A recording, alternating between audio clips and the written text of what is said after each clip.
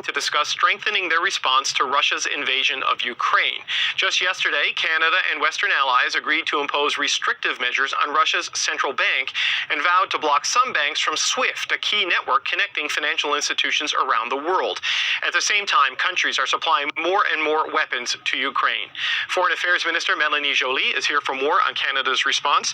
So, Minister, you've just finished your meeting with G7 foreign ministers, and your counterpart from the United Kingdom said ahead of this meeting that she would push for more sanctions against Russia, maybe even targeting oil and gas. Is there any movement on that front?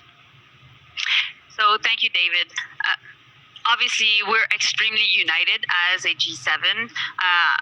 I think in recent history, ministers of foreign affairs of the G7 have not met and been in contact as much. But now what we're seeing is this is a daily conversation that I'm having with my counterparts. Definitely, we want to make sure to put maximum pressure on Russia. I've said it, and I say it again. Our goal is to suffocate the Russian regime. So yes, we will impose more sanctions. Yes, we will do more, and many options are on the table. Will that include oil and gas? I know that would make things difficult for countries like Germany, but people feel that this is the best way to really put pressure on Mr. Putin. Do you think that that could happen?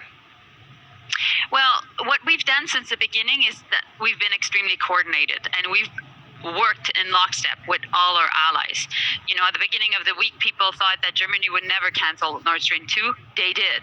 We never thought, people never thought we would be sanctioning President Putin himself. We did. And then a lot of people thought that we would not go ahead and exclude Russia from SWIFT, and we did. But every time we did it in coordination together. And so any form of further discussions about banning Russian ships from our ports or any other options are on the table are being discussed as we speak with our colleagues. Okay, so while you were meeting with your colleagues, while that was going on, Ukraine agreed to talk with Russia without precondition. What do you think can realistically come out of those discussions? Well, obviously, I'm aware of the conversation regarding potential negotiations. I'm very preoccupied, to say the least, about the delta, the difference between what Russia has said in the past weeks and how they've acted. And so that's why